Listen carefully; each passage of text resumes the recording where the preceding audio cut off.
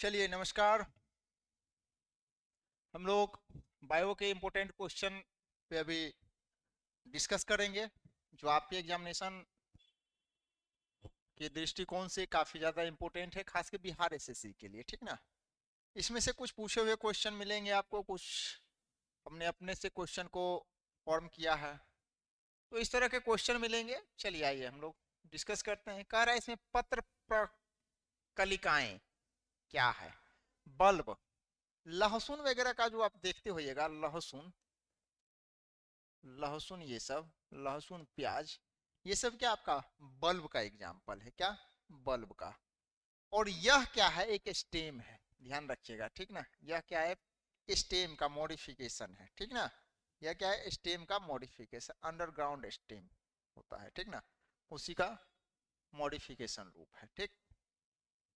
चलिए, यानी इसको हम कह सकते हैं यह तना है। क्या है? एक तना है, स्टेम है। दूसरा क्वेश्चन कर रहा है विश्व में पाए जाने वाला सबसे बड़ा फूल कौन सा है। सबसे बड़ा फूल की अगर बात कीजिएगा तो राफेलसिया है। क्या है? राफेलसिया। और सबसे अगर स्मॉल फ्लावर की बात कीजिएगा, क्या स्मॉल फ्लावर की, तो वो क्या आपका उल्फिया है। ठीक ना। सबसे स्मॉल फ्लावर उल्फिया है, और सबसे बड़ा फ्लावर आपका क्या है? राफेलसिया है। ठीक ना। इसका आंसर क्या हो जाएगा आपका? राफेलसिया। ठीक। चलिए, अच्छा क्वेश्चन है। बड़ा, सबसे बड़ा और सबसे छोटा फूल के बारे में पूछा रहा है। ठीक ना। सबसे बड़ा हो गया राफलेशिया और सबसे छोटा हो गया उल्फिया। ये स्मॉलेस्ट फ्लावर है वर्ल्ड का। ठीक। दूसरा क्वेश्चन है वायु परागन परागन होता है। देखिए, परागन की बात होती है अगर एनिमल से होगा उसे हम कहेंगे जूफिली। क्या कहेंगे? जूफिली। जू मतलब एनिमल। परागन होता है transfer of pollen grain from anther to stigma. जो मेल रिप्रोडक्टिव पार्ट है एंथर, उसमें परागन बनते हैं।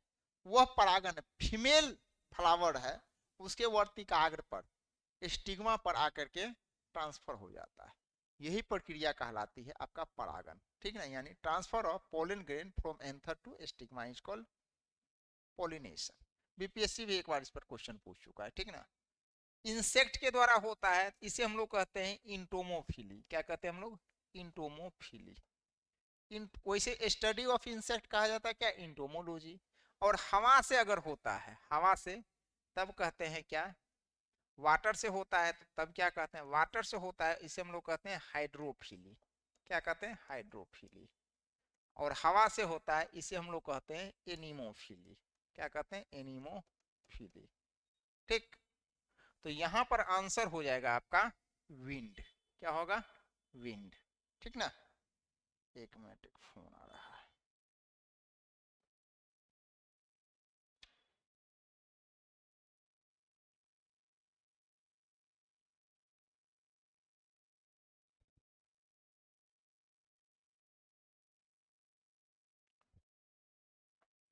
चलिए, तो यहाँ क्या हो जाएगा आंसर आपका? एनीमोफिली। ठीक ना। ये आपके लिए एक स्पेशल बैच है, जो फाउंडेशन बैच है। इसमें मैथ, रीजनिंग, इंग्लिश, जीएस सारे विषयों की पढ़ाई होगी। कुछ स्पेशल फीचर है इस बैच का। इसमें आपको बोर्ड पे जो भी हम लोग पढ़ाते हैं उसका पीडीएफ आपको मिलेगा। करीब 1000 से ज़्यादा क्वेश्चन का आपका डेली प्रैक्टिस होगा, प्रीवियस ईयर का क्वेश्चन होगा। ठीक ना। मॉक टेस्ट वगैरह होगा, और डाउट सेशन की आपका स्पेशल व्यवस्था है। करीब ऑफलाइन वाले लोगों का करीब 16 बुक मिलेगा, और चैप्टर वाइज भी सेगमेंटल टेस्ट भी होता है, और क्या होगा? फुल लेंथ टेस्ट भी होगा। तो ये सब इस बैच की फीचर है। सारे फैकल्टी से आप लोग अवेयर ही हैं। हम सारे लोग से, हमारे से सोनू सर से, चंदन सर से, राहुल सर से, ठीक ना, चितरंजन सर से, सारे लोग हम लोग पढ़ाएंगे आपको। और एक्चुअली यहाँ तो क्वेश्चन के प्रैक्टिस देख रहे हैं। ठीक ना। जब हम लोग क्लास में जब पढ़ाते हैं ना, तो उसका और मजा होता है, और डेप्थ में। यहाँ तो एक समय की भी बाध्यता है, ज्यादा इस पर डिस्कशन कर लें तो आप लोग पकड़ने लगते हैं। ठीक ना। इसलिए करके थोड़ा सा कम डिस्कशन करके हम लोग आगे बढ़ जाते हैं। क्लास में बहुत डिटेल में डिस्कशन कराया जाएगा। ठीक ना। चलिए,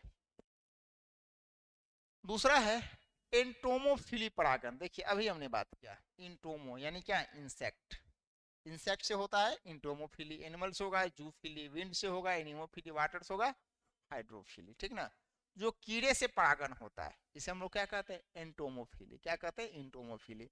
और जो इंसेक्ट का स्टडी होता है इसे हम लोग क्या कहते हैं, इंटोमोलॉजी। इंसेक्ट का स्टडी क्या कहलाता है, इंटोमोलॉजी, ठीक। चलिए दूसरा है घोंघे के द्वारा होने वाले परागन। जो घोंघा होता है, घोंघा आपको मोलुस्का वर्ग का है, ठीक ना। जब मोलुस्का पढ़िएगा, मोलस्का फाइलम, उसमें आपको मिलेगा घोंघा के बारे में। इसमें जितने भी सॉफ्ट ऑर्गेनिज्म है उसके बारे में हम लोग पढ़ते हैं, ठीक ना। देखते हैं घोंघा को, देखते हैं उसका स्किन कितना सॉफ्ट होता है, ठीक ना, और उसके ऊपर सेल होता है कवच के रूप में प्रोटेक्शन के लिए। इस सब का स्टडी हम लोग करते हैं मोलुस्का वर्ग में, ठीक। और मोलुस्का वर्ग में अभी तो आपने बता दिया, आपको बताया जूफिली एनिमल वाला है, एनिमोफिली हवा वाला है, इंटोमोफिली क्या है, इंसेक्ट वाला। तो यहाँ होता है मलेकोफिली, ठीक ना, क्या होगा, मलेकोफिली, ठीक। यानी अगर घोंघे के द्वारा अगर परागन होता है तो उस परागन का नाम है मलेकोफिली, मोलुस्का से आता है, ठीक ना। फिली लगा दीजिएगा, पॉलिनेशन की बात हो जाएगी, ठीक। चलिए दूसरा क्वेश्चन, लवणीय मिट्टी में उगने वाले, देखिए जहां भी लवण होता है, ठीक ना, साल्टी एरिया होता है, साल्टी एरिया, तो यहाँ जो उगने वाले होते हैं, एक्चुअली हेलो शब्द जो आता है ना, हेलो शब्द का मतलब ही होता है साल्ट, साल्ट लवण, ठीक।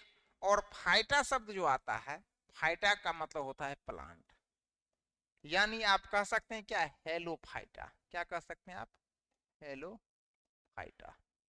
तो जो लवण में साल्टी एरिया में उगते हैं उसे हम लोग कहते हैं क्या, हेलोफाइटा।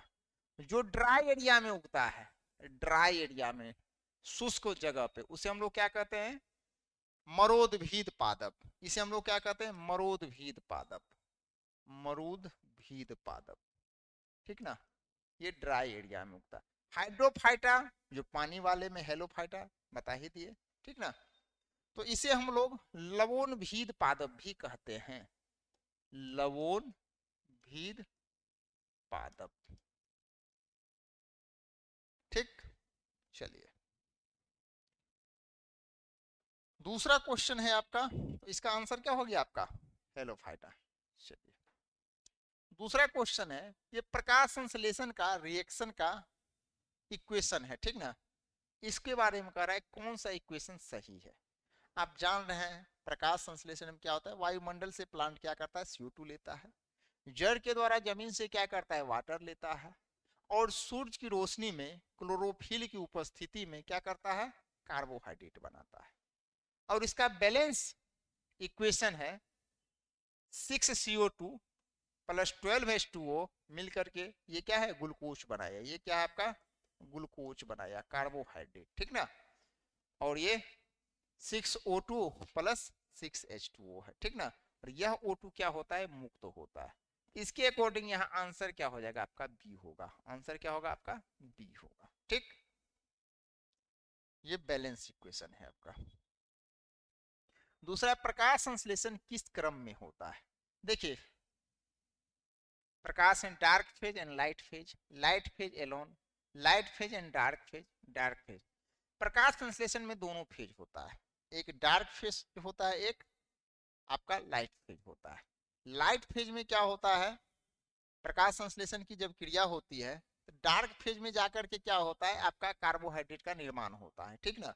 तो दोनों एक दूसरे से डिपेंडेंट फेज है, ठीक, इंडिपेंडेंट नहीं है। तो आंसर आप हो सक जाएगा आपका डार्क चरण और प्रकाश चरण, ठीक ना, दोनों फेज होता है, ठीक। चलिए एटीपी का मतलब क्या है, एटीपी एक बार बीपीएससी भी इसको क्वेश्चन को पूछ सकती है। इसका मतलब होता है एडिनोसाइन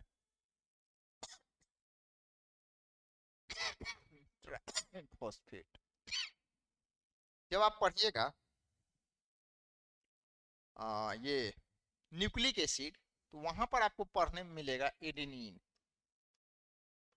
एडिनिन, ठीक ना, एडेनिन मिलेगा आपको।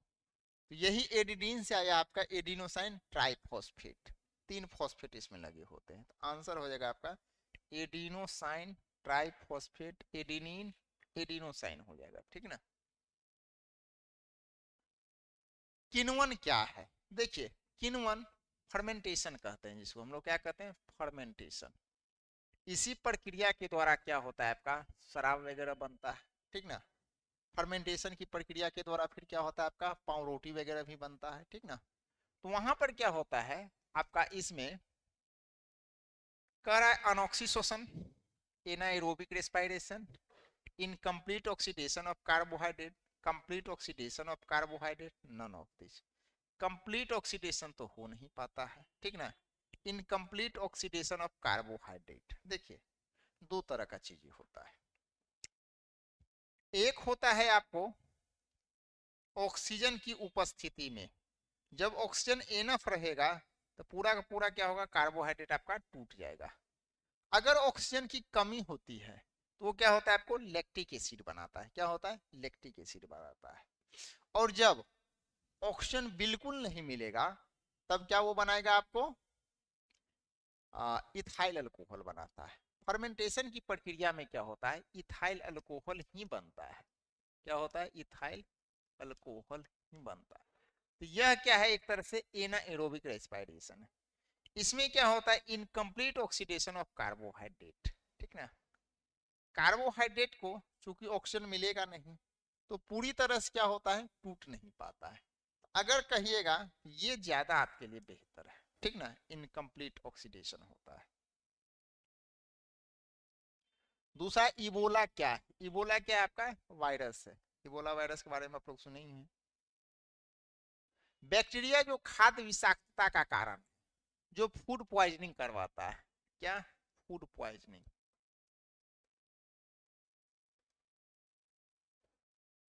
फूड पॉइजनिंग कराने वाला वो बैक्टीरिया कौन है, कह रहा है साल्मोनेला टाइफोसा, नहीं ये तो क्या होगा टाइफाइड होता है इससे, टाइफाइड। इससे क्या होता है एंथ्रेक्स होता है, एंथ्रेक्स होता है। इससे क्या होता है आपका क्लोस्ट्रीडियम टिटेनी, इससे टिटनस होता है, टिटनस होता है। और क्लोस्ट्रीडियम बोटुलिज्म से यही क्या कर लाता है आपका फूड पॉइजनिंग कर लवाता है, फूड पॉइजनिंग। सुनते होइएगा फूड पॉइजनिंग हो गया, ठीक ना, इसी का कारण है, ठीक ना। दस्त वगैरह आना शुरू हो जाता है, उल्टी वगैरह होगा, ठीक ना। ये सब समस्या होती है फूड पॉइजनिंग, कभी कभी व्यक्ति की डेथ भी हो सकती है, ठीक। तो फूड पॉइजनिंग में यही समस्याएं होती है, ठीक। चलिए आंसर हो जाएगा आपका क्लोस्ट्रीडियम बोटुलिज्म। मशरूम क्या है, अभी हम लोग बात किए मशरूम क्या है, सॉरी पिछले क्लास में बात किए, क्या है कवक है। मशरूम क्या है आपका कवक है, ठीक ना। प्लेंटी के रूप में रखा गया, प्लेंटी किंगडम में रखा गया, लेकिन क्या है यह, सॉरी प्लेंटी में नहीं, इसका स्पेशल तो किंगडम ही है फंगस, ठीक ना। यह क्या है कवक है, क्या है कवक, जिसे हम लोग खाते भी हैं, ठीक ना। एगेरिकस क्या है सबसे टेस्टी मशरूम है, और एमेंटिया क्या है आपका सबसे पॉइजनस मशरूम है, ठीक ना। तो मशरूम जो देखते हैं या गोबर छत्ता वगैरह देखते हैं वो सब क्या आपका कवक का एग्जाम्पल है, ठीक ना। क्या है कवक का एग्जाम्पल। एक और बड़ी न्यूज में आया था आपको गुची, गुची भी कवक है, लाखों रुपए किलो मिलता है, ठीक ना, वो भी काफी महंगा है, वो भी एक मशरूम ही है। तो आंसर क्या हो जाएगा आपका फंगस। दूसरा वायरस का निर्जीव चरित्र क्या है। वायरस को हम लोग लिविंग और नॉन लिविंग के बीच में रखते हैं, लिविंग और नॉन लिविंग के बीच में। अगर लिविंग नेचर अगर कहा जाए वायरस का, पहले हम लिविंग नेचर के बारे में चर्चा करते हैं। तो वायरस का लिविंग नेचर क्या है, ये होस्ट में जाते ही क्या होता है जिंदा हो जाता है। अगर जिस प्लांट में बैक्टीरिया में ह्यूमन में इन्फेक्शन करेगा तो उसमें जाते ही क्या होता है ये जिंदा हो जाता है। होस्ट से बाहर रहता है क्या होता है मरा हुआ रहता है, डेड है। इसलिए कर इसको लिविंग और नॉन लिविंग के बीच का करेक्टर कहते हैं। लिविंग नेचर क्या है, एक तो क्या है कि होस्ट में जाते ही जिंदा हो जाता है। दूसरा इसका लिविंग नेचर क्या है, इसके पास जेनेटिक मटेरियल होता है, या तो डीएनए होगा या आरएनए होगा। दूसरा क्या है होस्ट में जाकर क्या करता है रिप्रोडक्शन करता है। तो ये सब इसका क्या है लिविंग नेचर है। नॉन लिविंग नेचर क्या है, होस्ट के बाहर क्या होता है डेड हो जाता है। उसके बाद क्या है इसमें सबसे बड़ा क्या है, इसको क्रिस्टलाइज फॉर्म में ला सकते हैं, इसको रवाकरण में कर दीजिए, ठीक ना, रवा कर सकते हैं इसको, ठीक ना। जैसे बर्फी बनाते हैं हम लोग, क्या करते हैं क्रिस्टल फॉर्म में बर्फी को बना देते हैं, उसी तरह से क्या है इसको खखोर उखोर करके क्या होता है क्रिस्टल के फॉर्म में आप बना सकते हैं। ये इसका क्या है नॉन लिविंग का नेचर। और काफी समय तक ये क्या होता है क्रिस्टलाइज रहेगा, लंबे वर्षों तक, ठीक ना, इसको कोई फर्क नहीं पड़ेगा। जब मौसम अनुकूल मिलेगा, जब से इसे इसके अकॉर्डिंग क्या होगा होस्ट मिलेगा, फिर क्या होगा ये जिंदा हो जाएगा।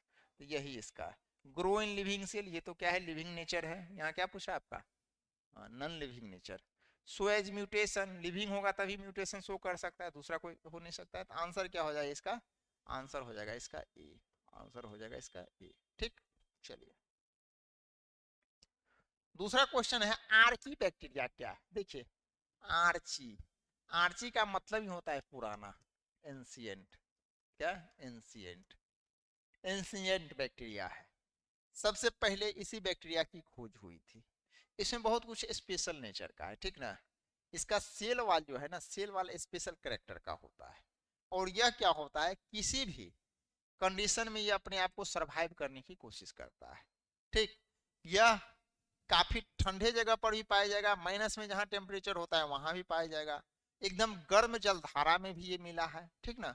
आर्ची बैक्टीरिया का क्या है ये इसका करेक्टरिस्टिक है, ठीक।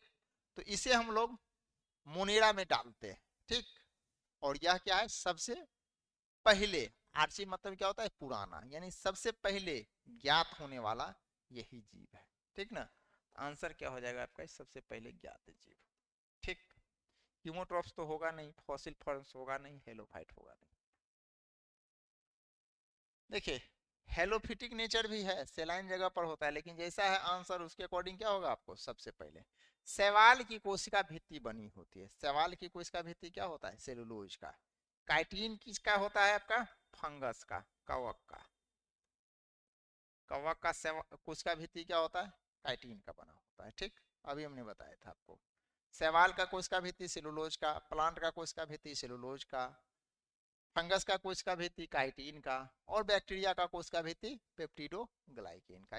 पेप्टिडोग्लाइकेन भी होता है इसमें, म्यूरामिक एसिड भी होता है, टिकोइक एसिड भी मिलता है, ठीक ना। तो ये सब क्या है आपका कवक का, सॉरी शैवाल का। यहाँ पर अगर बात किया जाए तो क्या होगा सेलुलोज होगा। हालांकि सेलुलोज होता है, सेलुलोज के साथ साथ कुछ हेमी सेलुलोज भी होता है, गैलेक्टेंस भी होता है, ठीक ना। ये सभी पाया जाता है, लेकिन मेजोरिटी तौर पर अगर देखा जाए तो सवाल का जो कोशिका भित्ति होता है वो क्या होता है सेलुलोज का बना होता है। दूसरा क्वेश्चन कर रहा है आयोडीन प्राप्त होता है।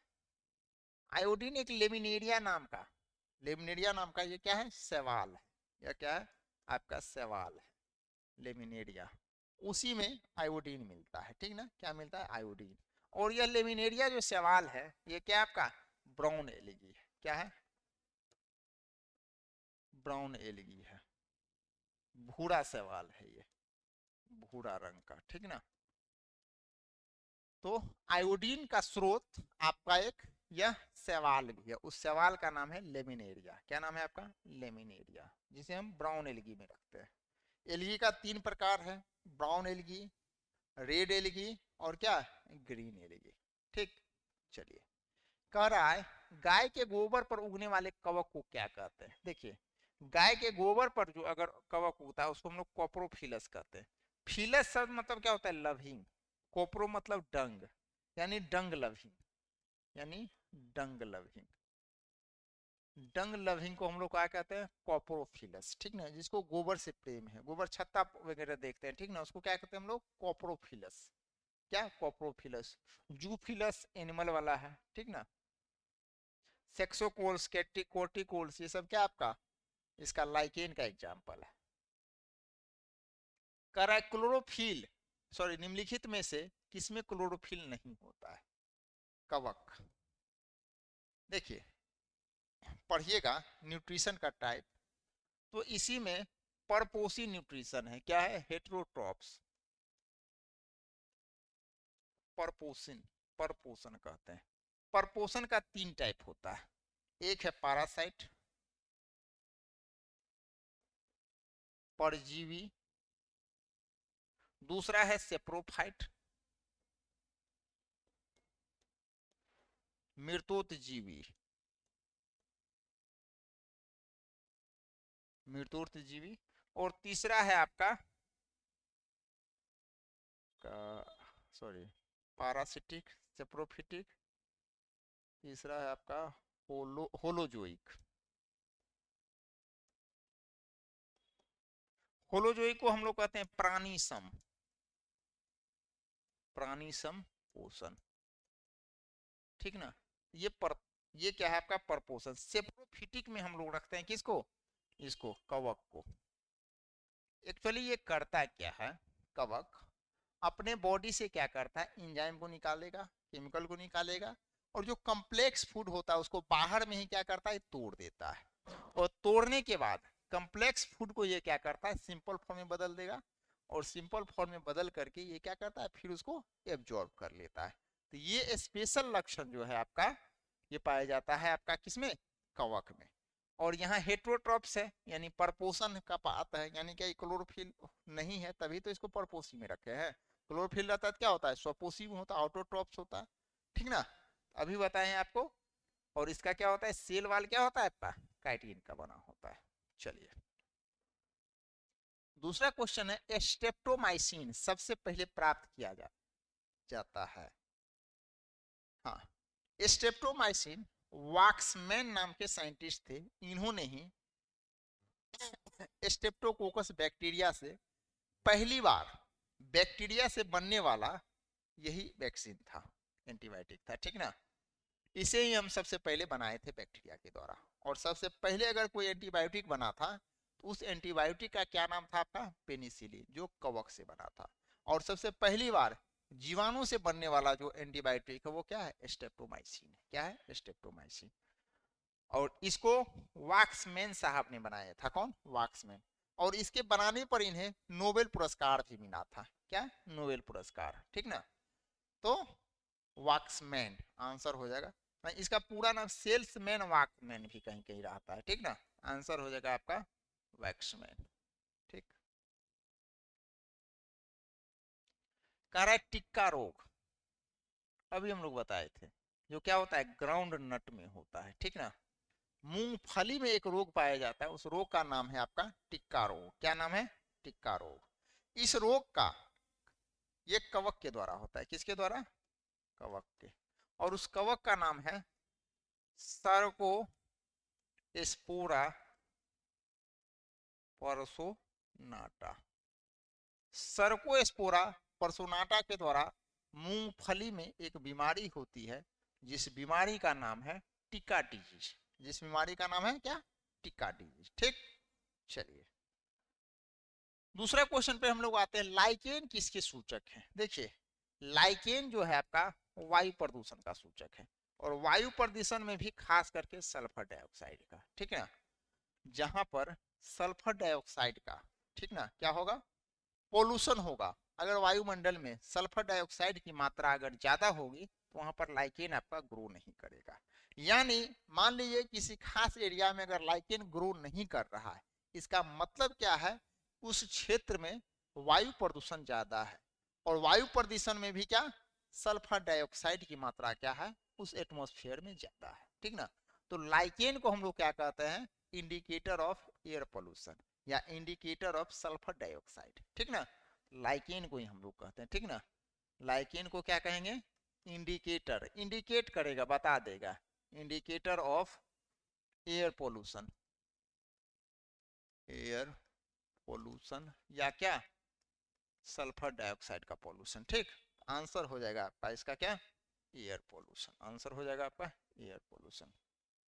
दूसरा, सबसे छोटा प्रोकैरियोटिक जीव क्या है। देखिए सबसे छोटा प्रोकैरियोटिक जीव की बात कीजिएगा तो माइकोप्लाज्मा है। 0.03 माइक्रोन मीटर के आसपास इसका साइज होता है, ठीक ना। ये सबसे छोटा ऑर्गेनिज्म है, कौन है आपका, माइकोप्लाज्मा। माइकोप्लाज्मा को हम लोग कहते हैं joker of microorganism, joker of microorganism, यानी sorry microbiology, joker of microbiology. सूक्ष्म विज्ञान का जोकर इसे कहते हैं, क्या कहते हैं इसे, सूक्ष्म विज्ञान का जोकर, विज्ञान का जोकर। एक्चुअली सूक्ष्म विज्ञान का जोकर कहने का कारण है इसमें सेल वाल नहीं होता है। क्या? Cell wall. कोशिका भित्ति, कोशिका भित्ति इसमें नहीं होता है, ठीक ना। अब कोशिका भित्ति नहीं रहेगा, हमारे आपके बॉडी में क्या हड्डी है, कंकाल तंत्र है, जो कंकाल तंत्र क्या करता है, शेप प्रोवाइड कराता है। अगर इसमें कोशिका भित्ति रहेगा ही नहीं तो क्या होगा, इसका शेप कोई प्रॉपर शेप नहीं होगा, ठीक ना। शेप इसका बदलते रहता है। नाच उच में आप नाच उच का प्रोग्राम होता है, देखते होइएगा, वहां पर क्या है, जोकर होता है। कभी जोकर क्या करेगा, दूसरा रूप धर के आएगा, कभी दूसरा रूप पकड़ के आता है, ठीक ना। इसी लेकर के उसका रूप चेंज होता है, इसलिए उसको हम लोग जोकर कहते हैं। यही इसी तरह से यहाँ भी माइकोप्लाज्मा क्या करता है, अपना शेप बदलते रहता है, इसलिए कर इसको हम लोग कहते हैं क्या, joker of microbiology, joker of microbiology, ठीक ना। तो आंसर हो जाएगा आपका माइकोप्लाज्मा। और धरती पर का क्या है, सबसे छोटा जीव है ये, ठीक, धरती पर का सबसे छोटा जीव है। और सबसे बड़ा सेल की अगर बात किया जाएगा, सबसे बड़ा सेल का, तो सबसे बड़ा सेल होता है क्या आपका, ओस्ट्रिच का एग होता है। सबसे लंबा सेल क्या है आपका, न्यूरॉन सेल है, ठीक ना। सबसे लंबा सेल क्या है, न्यूरॉन सेल। मनुष्य के शरीर की बात किया जाएगा तो सबसे छोटा क्या है, स्पर्म, और सबसे बड़ा क्या है, ओवम। शुक्राणु क्या है, सबसे छोटा है, और सबसे बड़ा क्या है, अंडाणु सेल में, ठीक ना। आरबीसी डब्ल्यूसी में बात किया जाएगा तो डब्ल्यूबीसी बड़ा है आरबीसी से, ठीक ना। पूरे अगर सेल की बात किया जाएगा तो सेल में सबसे बड़ा अगर कोई ऑर्गेनेल्स की बात आती है प्लांट में, तो वो क्या है आपका, प्लांट में प्लास्टिड है, लवक। और एनिमल में क्या है, माइटोकॉन्ड्रिया, ठीक ना। सबसे लार्जेस्ट सेल की बात होगा प्लांट में तो लवक, प्लास्टिड, और एनिमल में तो माइटोकॉन्ड्रिया। और पूरे ओवरऑल अगर कंपोनेंट की बात किया जाएगा, लार्जेस्ट कंपोनेंट की, तो वो कंपोनेंट क्या है, न्यूक्लियस केंद्रक है, ठीक ना। स्मॉलेस्ट अगर आपका बात किया जाएगा स्मॉलेस्ट कंपोनेंट का सेल का, तो वो माइक्रोफिलामेंट होता है। और अगर स्मॉलेस्ट सेल ऑर्गेनेल का कोशिकांग की बात किया जाता है सेल में, तो सेल में सबसे छोटा अगर कोई कोशिकांग है तो वो क्या है आपका, राइबोसोम, ठीक। ओवरऑल आपने देख लिया, ये आपका एक समराइज वे में हमने सबसे बड़ा, सबसे छोटा, सबसे लंबा के बारे में हमने बता दिया, ठीक। चलिए दूसरा क्वेश्चन है आपका, निम्नलिखित में से किसका उपयोग जैव उर्वरक के रूप में होता है। अभी हमने बताया एजोला, सॉरी पिछले क्लास में बताया। एजोला क्या है, एक वाटर फर्न है, क्या है आपका, वाटर फर्न है। टेडोफाइटा में इसको पढ़ना पड़ता है, यह वाटर फर्न है। यह अपने साथ क्या करता है, ब्लू ग्रीन एलगी को क्या करता है, नील हरित शैवाल को, ब्लू ग्रीन एलगी को अपने साथ क्या करता है, यह ग्रो करवाता है। साथ में इसके साथ में क्या करता है, इस प्लांट के साथ ब्लू ग्रीन एलगी सरवाइव करता है।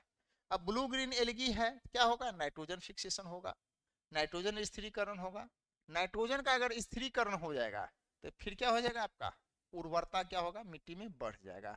इसलिए करके हम इसे कहते हैं, क्या कहते हैं, बायो फर्टिलाइजर, क्या कहते हैं, बायो फर्टिलाइजर। चलिए कह रहा है कीट भक्षी पौधे कहाँ पाए जाते हैं। देखिए कीट भक्षी, ब्लाडर वर्ड्स, नेफेंथस, ठीक ना, ये सब क्या है आपका, कीट भक्षी है, ठीक ना, क्या है, कीट भक्षी पौधे। ये जहां पाए जाते हैं एक्चुअली कीट का, इसे हम लोग कीट भक्षी को क्या कहते हैं, इंसेक्टिव होर्स भी कहते हैं, क्या कहते हैं, इंसेक्टिव भोर्स। शब्द जहां भी लगेगा समझ आइए खाने वाला लोग है, ठीक ना। ओमनी भोर्स हर चीज खाने वाला, सेंगुई भोर्स जो ब्लड चूसता है, फ्रूगी भोर्स जो फल खाता है, ठीक ना। कार्नी भोर्स जो क्या करता है, शिकार करके मरे हुए जानवरों का शिकार करके खाता है जानवरों का, ठीक ना। मांस खाने वाला को कहते हैं कार्निवोर्स, मांस खाने वाले को कार्निवोर्स, ठीक ना। हर चीज खाने वाले को ओमनीवोर्स, ठीक ना। शाकाहारी चीज खाने वाले को क्या कहेंगे, शाकाहारी को हर्बीवोर्स, ठीक। इस तरह से आपका वोर्स वाला का ये है। तो यह क्या है, कीटभक्षी पौधे आपको जनरली मिलेगा मेघालय के साइड में, नॉर्थ ईस्ट में, ठीक ना। कीट खाना इसका शौक नहीं है, बता देते हैं। एक्चुअली जिस मिट्टी में यह कीटभक्षी पौधे ग्रो करते हैं उस मिट्टी में नाइट्रोजन की कमी होती है। ये क्या करता है, इंसेक्ट को खाने के बाद, घटपर्णी पौधे ये सब का नाम सुने होइएगा, ये इंसेक्ट को क्या करता है, ऐसे उसका क्या होता है, लीफ होता है। जैसे इंसेक्ट आता है यहाँ पे कांटा रहता है, ठीक ना, ये बैठेगा और अपने लीफ को क्या करेगा, इसको ब्लाडर को क्या करेगा, क्लोज करेगा। और क्लोज करने के बाद जो इसमें इंसेक्ट होता है वो दब जाता है। और उसके बॉडी में से क्या करता है, नाइट्रोजन की कमी को क्या करता है, ये पूरा करता है। ये मेघालय के एरिया में मिलेगा, कहाँ, मेघालय तरफ, ठीक ना। यानी क्या इसका हम आंसर दे सकते हैं, मिट्टी में नाइट्रोजन की कमी है, इसी लेकर क्या करता है आपका, कीट भक्षी पौधे उगते हैं वहीं पर। दूसरा, कुत्ते के काटने से रेबीज होता है, सब लोग जान रहे हैं, ठीक ना। कुत्ते के काटने से क्या होता है, रेबीज होता है, वायरस है से होता है। कह रहा है कुत्ता काट लेगा, गीदड़ वगैरह काट लेगा, ठीक ना, तो क्या होगा आपका, बिल्ली वगैरह काटने से क्या होगा, रेबीज होगा। कह रहा है रेबीज का और क्या कारण है, तो रेबीज का और कारण आपका चमगादड़ भी है। क्या है आपका, चमगादड़ भी है। दूसरा क्वेश्चन कह रहा है मोर्सिलियो फर्न हॉर्स टेल, अभी फर्न की बात किया है, टेरिडोफाइटा, ठीक ना, किसमें आ जाएगा, टेरिडोफाइटा, ठीक ना। ये सब प्लांट के ग्रुप जो है टेरिडोफाइटा में होते हैं, ठीक ना, कहाँ पर, टेरिडोफाइटा में। पहला भास्कुलर, इसमें भास्कुलर चीज क्या है, डेवलप है। संवहन उत्तक क्या है, इसमें भास्कुलर टिश्यू डेवलप है, संवहन उत्तक टेरिडोफाइटा में, ठीक ना। फर्स्ट सक्सेसफुल लैंड प्लांट इसको हम लोग कहते हैं। धरती पर सबसे पहले पूरी तरह से सफलतम रूप से अगर सरवाइव करने वाला था, क्या था आपका, टेरिडोफाइटा। ब्रायोफाइटा का एक और आता है, ठीक ना, ब्रायोफाइटा कहते हैं amphibian of plant kingdom, amphibian of plant kingdom, ठीक ना।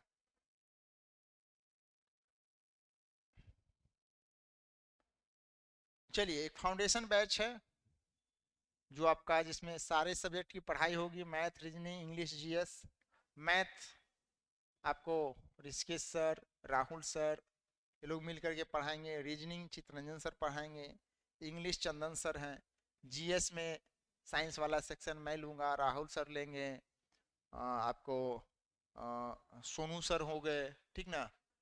तो बहुत सारे टीचर मिल करके जीएस में लेंगे, और सारे अपने अपने फील्ड के स्पेशलाइज्ड फैकल्टी हैं, ठीक ना। और इस बैच का कुछ स्पेशल फीचर है, जो भी बोर्ड पे पढ़ाया जाएगा उसका पीडीएफ आपको अवेलेबल हो जाएगा, ग्रुप में चल जाएगा।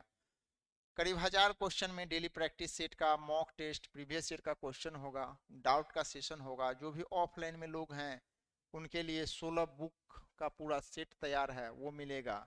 चैप्टर वाइज टेस्ट होगा, पूरा ओवरऑल टेस्ट भी होगा, ठीक ना, फुल लेंथ टेस्ट भी होगा। ये सब फीचर है। आपको इसमें विशेष जानकारी लेना है तो इंक्वायरी वाले नंबर दिया हुआ है, इस पर आप फोन कर सकते हैं। चलिए, कह रहा है दाल परिवार, दाल परिवार लेग्यूमिनेसी से आता है, किसमें, लेग्यूमिनेसी में। लेग्यूम प्लांट, जो भी दलहनी पौधे हैं उसे हम लोग लेग्यूम प्लांट भी कहते हैं, क्या, लेग्यूम प्लांट भी कहते हैं। और लेग्यूमिनेसी फैमिली है, इसी में मटर वगैरह, दाल वगैरह सब क्या होता है आपको, इसी में आता है, ठीक ना। क्या हो जाएगा आपका, लेग्यूमिनेसी, क्या हो जाएगा, लेग्यूमिनेसी, ठीक। चलिए, दूसरा है आपका, कह रहा है लिटमस प्राप्त होता है। लिटमस को प्राप्त करने का एक सोर्स क्या है आपका, लाइकेन, क्या है, लाइकेन। एसिड बेस्ड टेस्ट जो हम करते हैं, क्या करते हैं, लिटमस का वहां प्रयोग करते हैं। तो लिटमस जो होता है आपको लाइकेन से प्राप्त होता है, क्या, लाइकेन से। लाइकेन में एलगी और फंजाई का एसोसिएशन है, ठीक है। एलगी और फंजाई का सहजीवी है दोनों, ठीक ना। दोनों एक दूसरे को फायदा होता है। एलगी क्या करता है, प्रकाश संश्लेषण करता है, और प्रकाश संश्लेषण करके क्या करेगा, इसको भोजन दे देता है। बदले में ये फंजाई क्या करता है, धरती से मिनरल्स को, पानी को एब्जॉर्ब करके इसको दे देता है। यानी दोनों क्या करता है, एक दूसरे को फायदा देता है, ठीक ना। तो सहजीवी है, दोनों का संबंध यहाँ क्या, सहजीवी का है, ठीक। ये भी है। तो लाइकेन से क्या होता है, आपको लिटमस पेपर प्राप्त किया जाता है, क्या, लिटमस पेपर प्राप्त किया जाता है। तो लिटमस पेपर का सोर्स क्या है आपका, लाइकेन है, क्या है, लाइकेन है। कई बार क्वेश्चन पूछ चुका है, ठीक ना, अच्छा क्वेश्चन है ये, ठीक ना। पहले तो बीपीएससी भी इस सब टाइप के क्वेश्चन को उठाता था, अब तो नहीं उठाएगा। कह रहा है किस पौधे को हर्बल इंडियन का, हर्बल इंडियन डॉक्टर कहते हैं। कौन सा पौधा है जो एक तरह से आपको डॉक्टर की तरह काम करता है। यहाँ आंसर हो जाएगा आंवला। आंवला क्या होता है, एंटीऑक्सीडेंट भी है, ठीक ना। इससे लेने से क्या है, विटामिन सी की भी कमी पूरी हो जाती है, ठीक। तो बहुत सारा फायदा है आंवला के खाने से। आंसर हो जाएगा यहाँ पर आंवला, ठीक ना। तुलसी तो है ही, लेकिन तुलसी के तुलना में आंवला और ज्यादा बेनिफिशियल है, ठीक। तो यहाँ पर आंसर हो जाएगा आपका आंवला। चलिए, ठीक है, 30 क्वेश्चन हमने आपको डिस्कस कराया। इस सब तरह के क्वेश्चन को आप एक नज़र प्रैक्टिस करते रहें, आपके लिए काफ़ी ज़्यादा बेनिफिशियल होगा, ठीक ना। बैच से संबंधित हमने सूचना आपको दे दिया है। विशेष जानकारी अगर लेना है बैच के संबंध में तो इंक्वायरी का जो नंबर है उस पर आप फ़ोन कर सकते हैं। आरआर कैंपस के टेलीग्राम ग्रुप से ज्वाइन कर सकते हैं, साइट है इसका, व्हाट्सएप फेसबुक पे भी चैनल है, ठीक ना। यूट्यूब चैनल पे वहाँ पे आपको कॉन्टैक्ट लिंक मिलेगा। कोई भी अगर समस्या हो, कुछ भी आपको अपनी जानकारी लेना है तो आप हमारे संस्थान में संपर्क करें। यहाँ से आप जानकारी ले सकते हैं किसी बैच के बारे में, अपकमिंग बैच के बारे में, किसी भी तरह का डाउट हो बैच के संबंध में, या किसी शिक्षक के संदर्भ में किसी तरह की जानकारी लेना है, उनके बारे में कोई फीडबैक वगैरह है, तो आप बेहिचक शेयर कर सकते हैं। ठीक, चलिए, धन्यवाद। मिलते हैं फिर हम अगले क्लास में। तब तक आप लोग छठ की तैयारियां करें, ठीक ना, और फेस्टिवल को एंजॉय करें। भगवान सूर्य का यह पर्व है और भगवान सूर्य की कृपा आप सबों पर बनी रहे, हमारी यही शुभकामनाएं रहेगी। चलिए, ठीक है, धन्यवाद। मिलते हैं फिर हम लोग अगले क्लास में। तब तक के लिए जय हिंद, जय भारत।